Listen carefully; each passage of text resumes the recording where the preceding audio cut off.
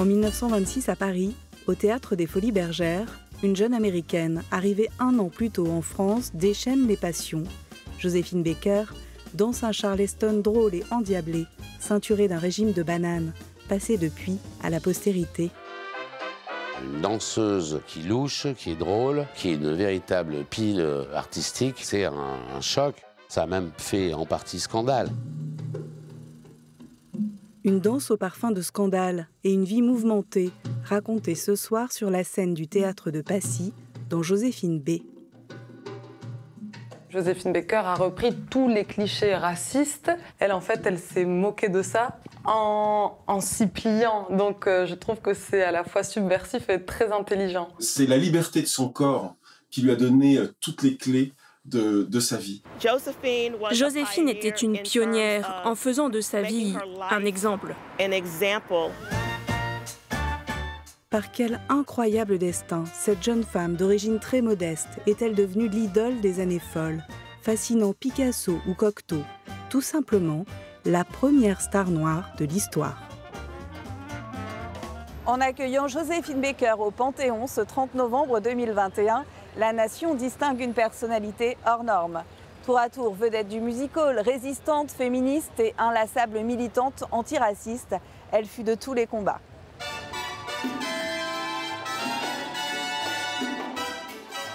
C'est ça le vrai bonheur. Bonjour Brian. Bonjour. Cette entrée au Panthéon de votre mère, vous en décrivez les coulisses dans votre ouvrage, Joséphine Baker, l'universel. Tout est parti de la pétition Osez Joséphine qui a recueilli plus de 35 000 signatures. Et pour vous, ça a commencé par un coup de fil et un rendez-vous à l'Élysée. Oui, un coup de fil des personnes qui ont organisé cette pétition, dont M. Laurent Kupferman était un peu le leader. J'ai suivi, mais très très vite, ça a été une grossesse fulgurante. Un mois après avoir lancé cette pétition, on était reçus par les conseillers du président. Le deuxième rendez-vous, c'est le président lui-même. Il nous écoute et par la suite, il parle et il nous confirme sa décision. Dans un monde qui se divise, qui se fracture, elle permet de nous rassembler tous autour d'elle pour porter son entrée au Panthéon. Et franchement, ça fait du bien. Elle sera la 6e femme à être honorée au Panthéon et la première afrodescendante. C'est pour la remercier de son engagement auprès de la France. Alors à toutes les époques, Joséphine Baker a fasciné les artistes, les politiques, le public. Comment vous l'expliquez? Moi, j'explique le succès de ma mère par le fait qu'elle dégageait d'abord une énergie incroyable, mais aussi une simplicité, une générosité et un charme évident.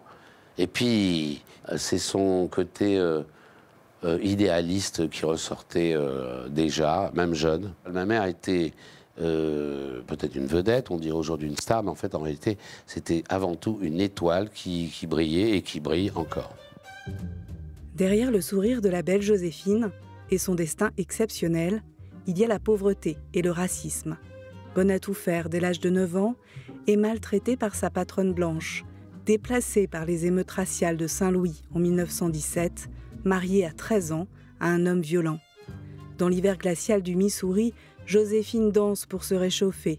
Ses mimiques de clown, son énergie, sont très vite repérées par des troupes locales.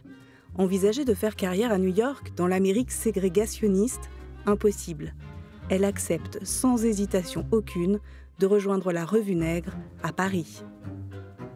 C'est la première fois qu'elle est regardée comme une personne et non plus comme une couleur. Et pour elle, c'est la première fois qu'un homme blanc lui tend la main pour descendre du train, lui ouvre la porte, lui sert un café au restaurant. Ils étaient accueillis en tant qu'artistes et pouvaient marcher le long de la rue qui les emmenait au théâtre et entrer par la porte principale. Elle a conscience qu'elle est nue face au regard des hommes. Elle a conscience que parfois, elle peut être instrumentalisée comme une projection des fantasmes coloniaux de l'époque. Ne pas oublier qu'on est exactement dans l'entre-deux-guerres et que c'est le grand moment de l'empire colonial français.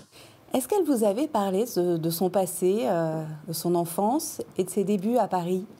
Non, elle considérait qu'on était trop jeune pour cela. La jeune Joséphine Baker, extravagante, ayant une vie de star et de bohème aussi. Ah non, c'était pas l'exemple à nous donner. Quand elle passait à la télé, et surtout quand elle passait jeune, en train de loucher, de danser le Charleston et à moitié déshabillée, et elle était, mais non, mais c'est pas moi ça. Mais si, maman, c'est toi. Mais non, et puis elle essayait désespérément d'éteindre le bouton de la télé. Et ensuite, on était à maman, enfin, et puis on ne discute pas. Allez faire vos devoirs. Voilà.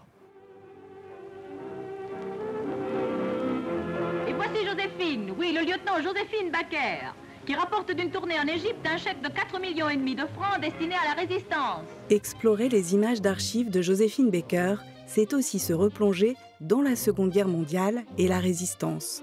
Star à la renommée internationale, elle avait ses entrées partout. Une notoriété que Joséphine met au service de la France libre. Il n'avait qu'une seule chose en tête, c'est-à-dire d'aider la France de remontrer comme elle était avant et qu'elle n'avait pas perdu pendant le commencement de la guerre, mais c'était un petit moment de malheureux.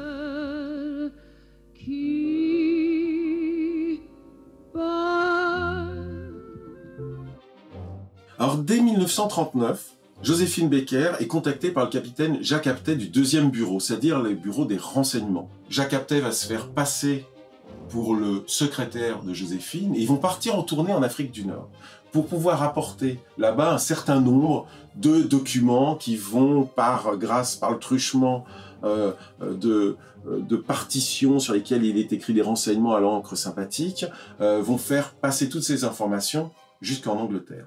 Elle s'engage dans la résistance, dans le sillage du général de Gaulle, elle continue à faire du renseignement et en plus, elle fait autre chose, elle fait ce qu'on appelle du soft power, c'est-à-dire qu'elle va montrer aux Alliés l'importance de Gaulle à un moment où les Alliés doutaient et se demandaient est-ce qu'il fallait travailler avec de Gaulle. C'était pas gagné. Et c'est une femme qui est profondément gaulliste, hein, Joséphine Baker, qui le restera d'ailleurs toute sa vie. Quand elle est au Milan et qu'elle cache famille juive ou des aviateurs américains et qu'il y a des patrouilles de soldats allemands autour du château, évidemment, il y a frayeur et il y a inquiétude. Mais en aucun cas, elle ne sera dénoncée de la part de ses voisins. Au sortir de la guerre, l'artiste sulfureuse laisse place à une femme humaniste et utopiste. Joséphine Baker, qui n'a jamais pu avoir d'enfant, décide d'adopter des orphelins de toute race et de toute religion. J'ai eu cette idée parce que j'ai vu tellement d'incompréhension entre les êtres humains, les soi-disant adultes. Et j'étais sûre qu'avec de tout petits enfants innocents, ils pouvaient donner un exemple absolu de la fraternité mondiale. Elle s'installe au Milan. Son but, faire de ce château le village du monde. Vous avez 10 enfants? Ben oui, non, 10 garçons et 2 filles. 12? 12, heureusement que les filles ne vous entendent pas. Quelle mère était Joséphine Baker? Ma mère était une mère aimante, protectrice, mais pas très rock'n'roll. Ma mère était conservatrice au niveau de l'éducation. Vous en gardez quel grand principe de vie?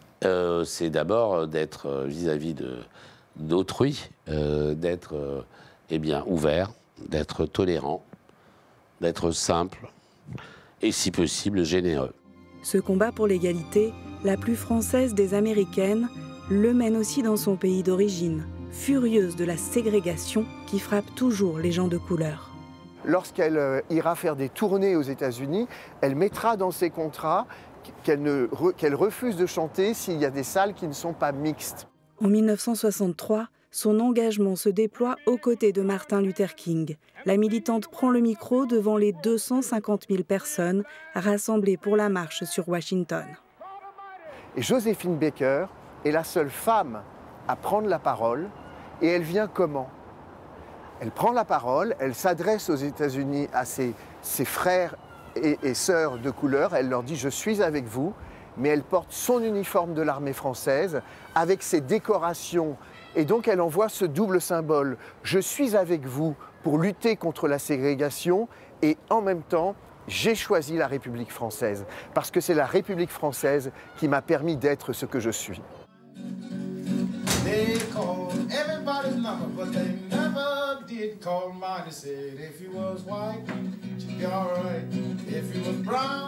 Et à côté de Jean-Claude, qui est... Brahim.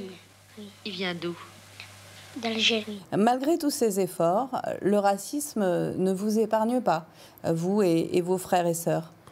Oui, c'est-à-dire qu'à l'école, mon frère Kofi a pu être traité de Blanche-Neige ou des blagues comme ça. Pas terrible. Il n'y a que ma mère qui avait pris ça un peu au sérieux en disant non, non, c'est quand même grave. Donc pendant 1 an, elle nous a retirés de l'école communale et on a eu droit à des cours particuliers au château, mais pendant 1 an seulement. Autre épreuve, la vente aux enchères en 1968 du château d'Émilande pour cause de surendettement. À quoi s'est heurté le rêve de votre mère? Il s'est d'abord heurté, et en partie, elle l'a dit, par ses erreurs de gestion. Ma mère n'était pas une gestionnaire. Et quand elle s'est séparée de mon père, en quelques années, c'était la catastrophe. Malgré l'appel de Brigitte Bardot à l'ORTF, parce que Brigitte Bardot demandait au public d'acheter les disques de ma mère pour l'aider. Mais elle est retombée dans ses travers. Et voilà, son rêve s'est brisé à cause de cette mauvaise gestion et aussi à cause elle a été trop généreuse. Et elle s'était pourtant battue, bec et ongles pour le conserver. Suivra le déménagement à Monaco grâce à l'aide de la princesse Grace Kelly. Elles étaient très amies.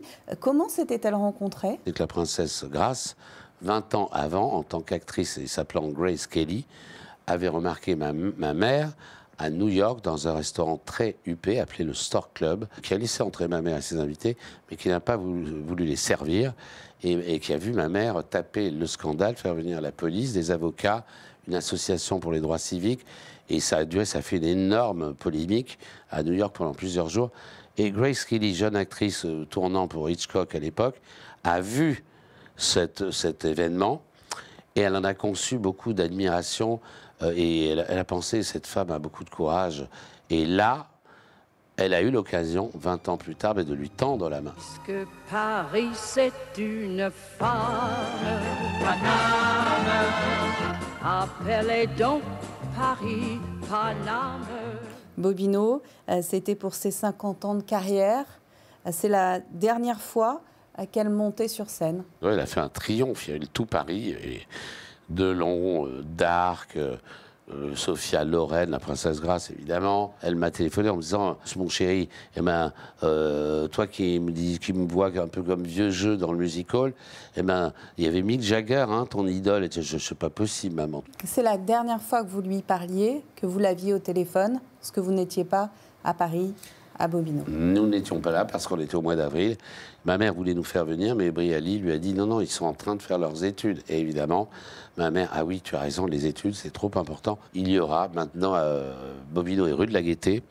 Au bout de la rue de la Gaîté, il y a la place de filmmaker.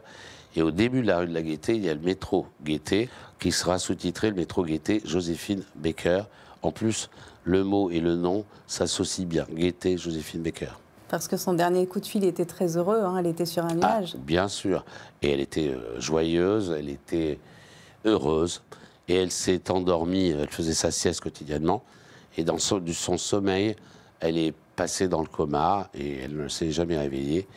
Donc elle n'a pas souffert, elle s'est endormie heureuse. Merci infiniment, Brian Villon-Becker. Je vous en prie. Pas surprenant que la France rende à son tour hommage à cette grande dame qui, après avoir choqué le tout Paris, a été adulée. Derrière l'artiste qui descendait pour la dernière fois les marches de Bobino en 1975, une femme de cœur dont l'engagement perdure. 46 ans plus tard, Joséphine Baker entre au Panthéon. Le voir un jour